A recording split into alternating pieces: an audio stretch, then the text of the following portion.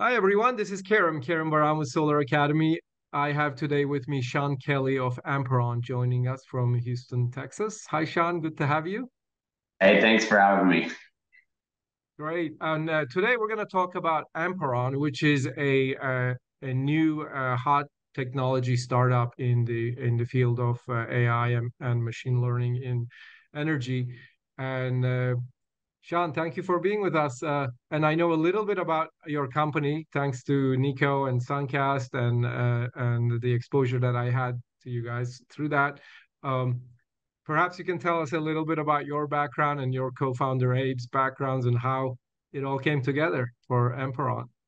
Yeah, absolutely. I mean, I think we have very different backgrounds, a little bit of the odd couple. A lot of founders have been like, we used to work together, we've known each other a long time, etc. Abe and I met in the spring of 2017 at New York Energy Week. And so I had literally just moved to New York full time, like the week prior, for my now wife. And then Abe was very interested in kind of where this energy transition was going. And so we both ended up there. And so my background, I spent 11 years prior to that as an electricity trader and running power plants. And so I got asked the other day, like, when did you actually come into clean tech? And I was like, well, I've been here since the beginning. Like literally, I was scheduling wind farms at Tenaska in 2005, and that was my first job out of Texas A&M. So kind of been here the whole time. Like here we are, 18 plus years later, still playing with electricity. And so that was my background running power plants, just having a very deep understanding of what the grid looked like, where the grid was going. Um, and then Abe, just deep tech. One of the people, he was in New York. He's still in New York. We started the company there. I've since moved to Houston. Moved to Houston back in 2019. And but Abe, I mean, sold a hacker company to Intel coming out of college.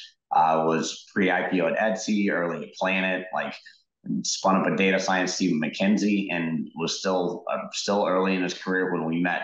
And so we both volunteered for New York Energy Week. The real bonding moment is they had this really cool rooftop event, and we volunteered because it was like $2,000 a ticket to like go to all of New York Energy Week. And so we both volunteered. We both showed up there, and they didn't let us in.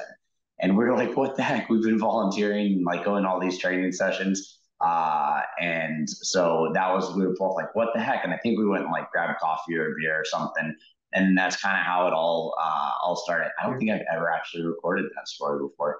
Uh-huh. And so we just kind of went back and forth and started chatting about all the things on the grid.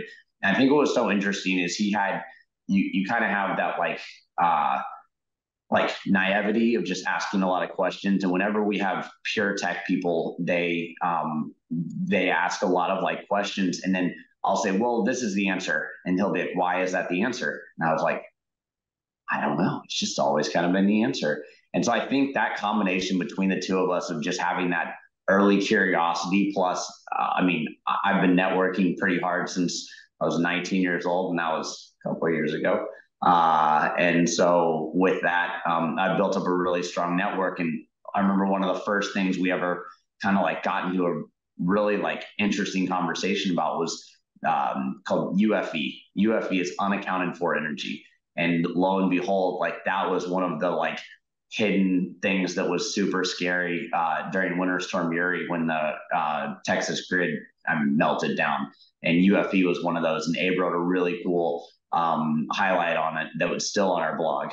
And but it was like that question. I was like, it's this number. It's like 0.1%. And he's like, why? I was like, this huge corporate, like Fortune 100 company, their chief of staff says it is. That's why. And then they were wrong.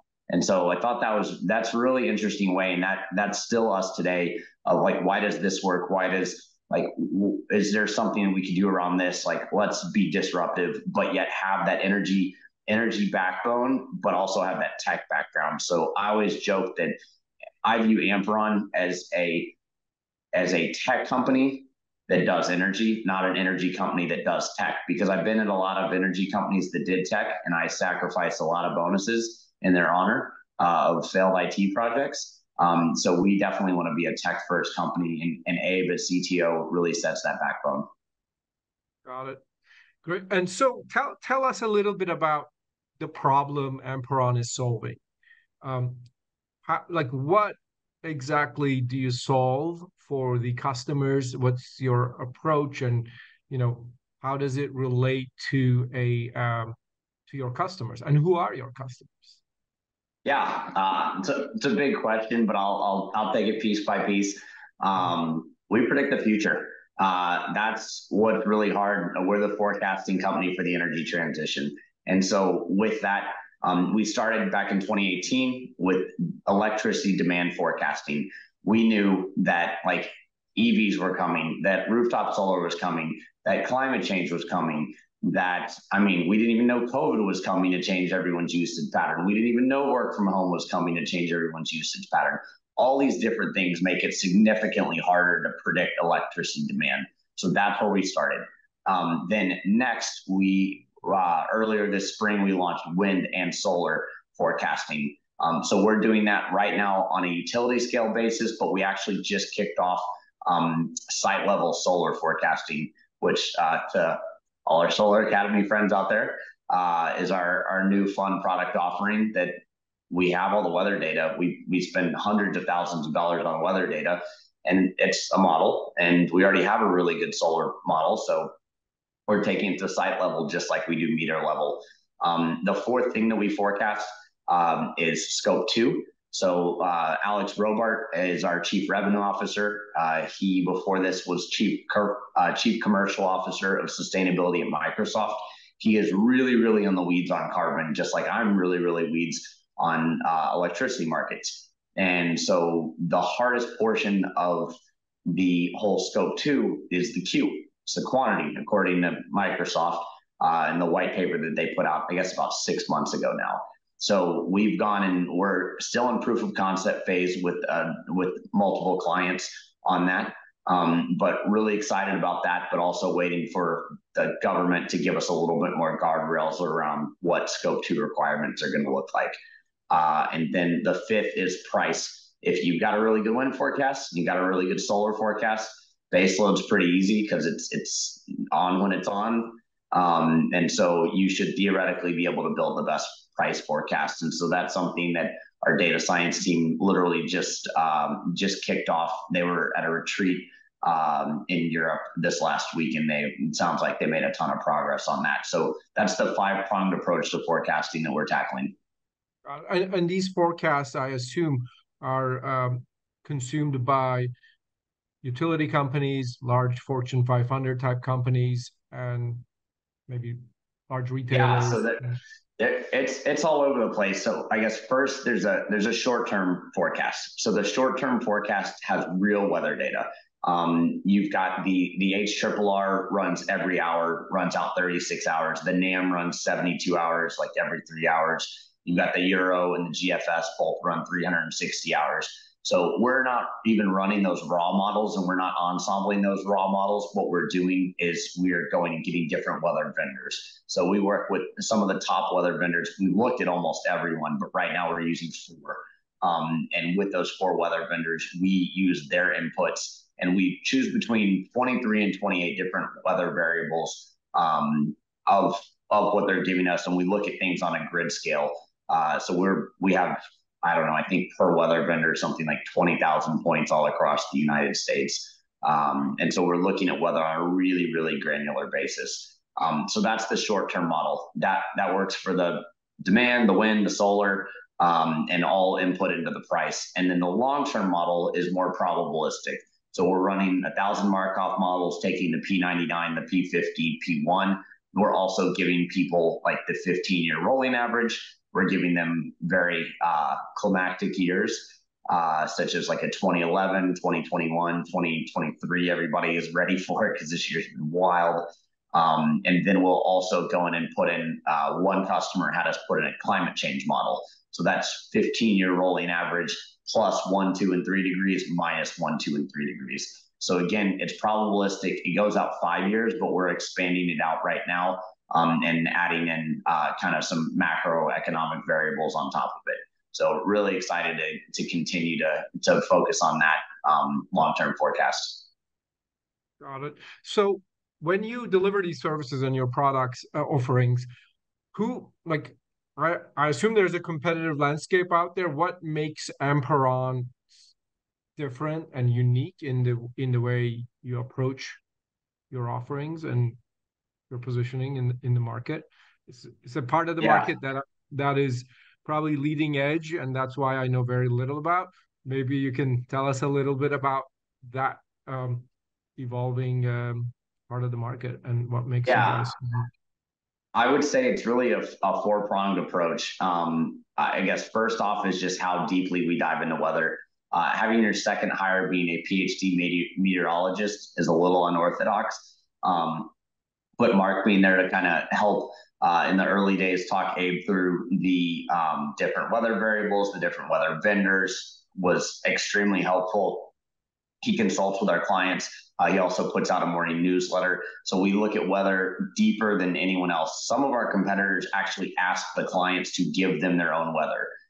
You can't know what data you're getting. And I mean, in models, it's garbage in, garbage out. If a customer gives you bad data, you can't be held accountable for that, but you also are going to produce pretty bad models. So weather is definitely one.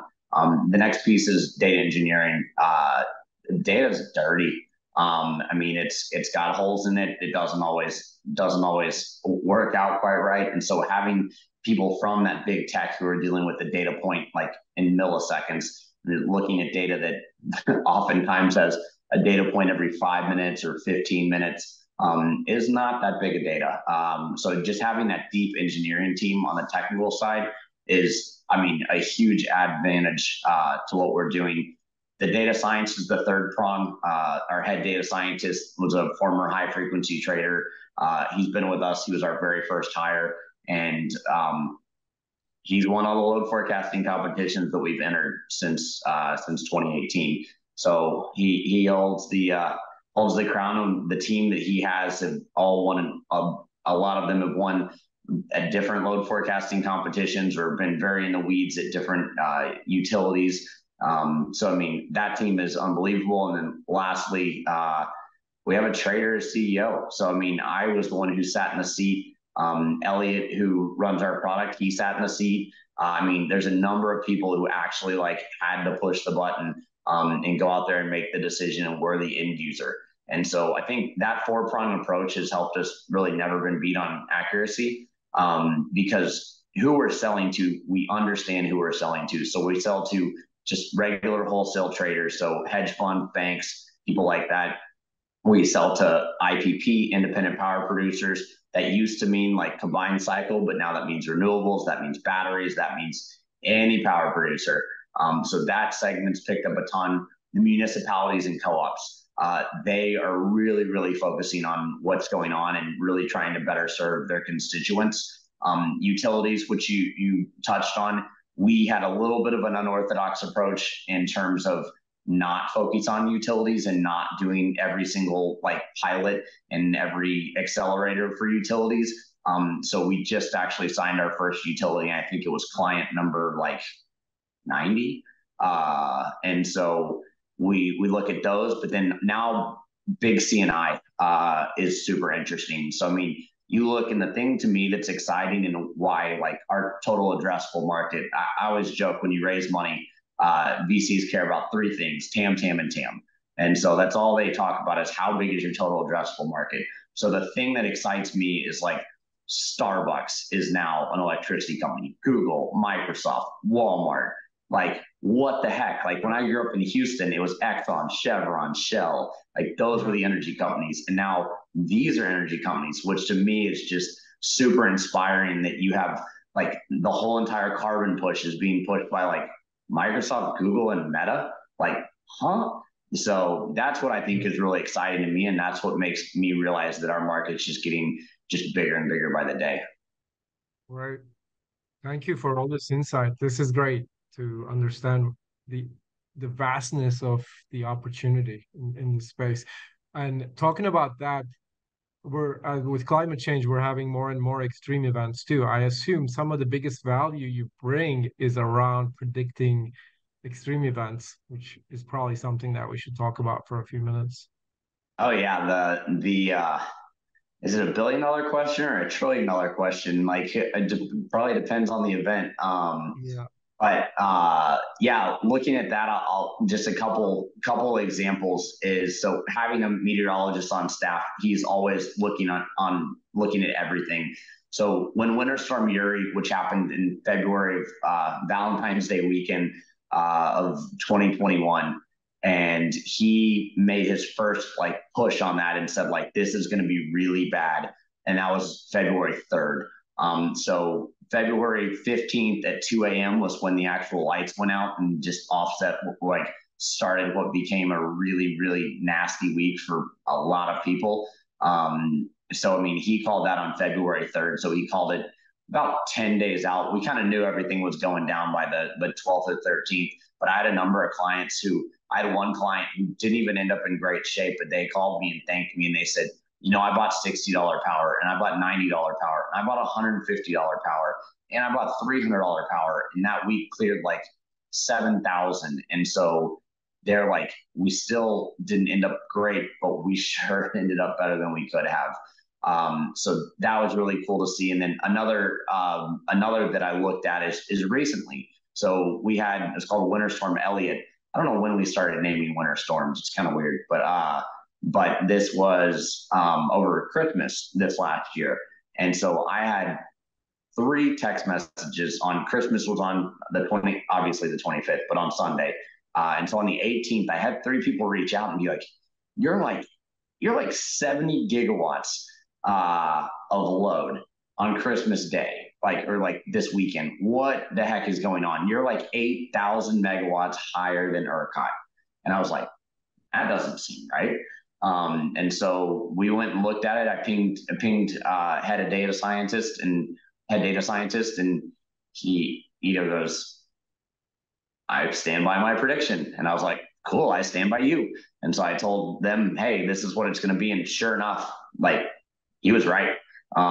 They had to come up massively, but all the people who saw that on Sunday were able to get out there on Monday, hedge appropriately to this new massive high demand that we'd never seen before in winter. And I think it cleared about 72,000 megawatts in Texas. And so again, he gave them a week out notice on the model of what this demand was going to be. So I mean, those are just two very, very extreme examples when everything went great.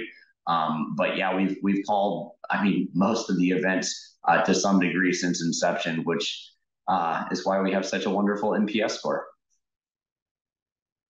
That's great. Thank you for all this info.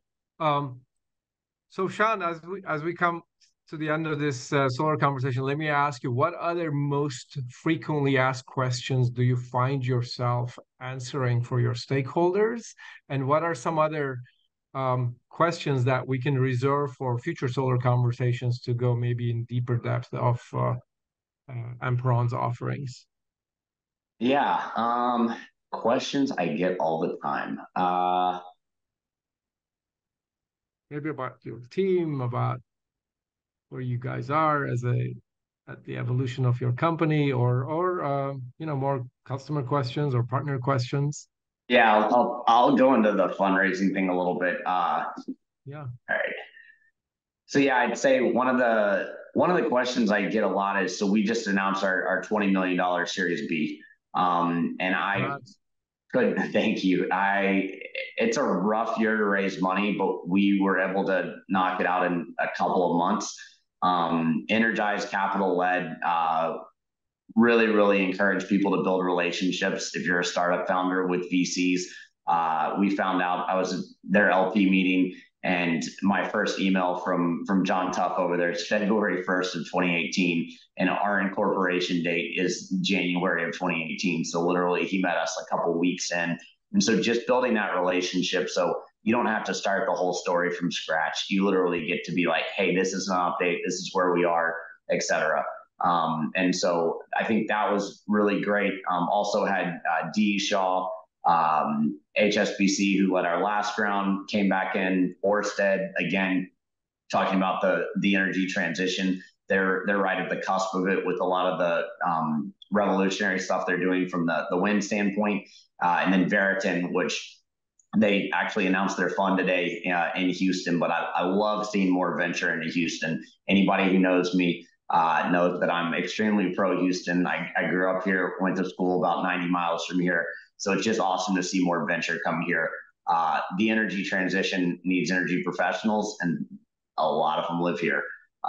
So yeah, I would say that that's what I get asked a lot about is just fundraising. And I think being capital efficient is something that's very important. But also just don't get distracted. We do one thing and we do it better than anyone else in the world. And that's what we've done. And that's forecasting. And there's been a lot of things that we've said no to people about. And so not getting distracted when you're an early stage company. We ran the company on $10 million over 6 years. And now we have a fresh 20 on top of that. So really excited for where we're going to be going from here. This is great. Sean, words of wisdom from a leader of a leading edge AI ML player in the energy space. Thank you.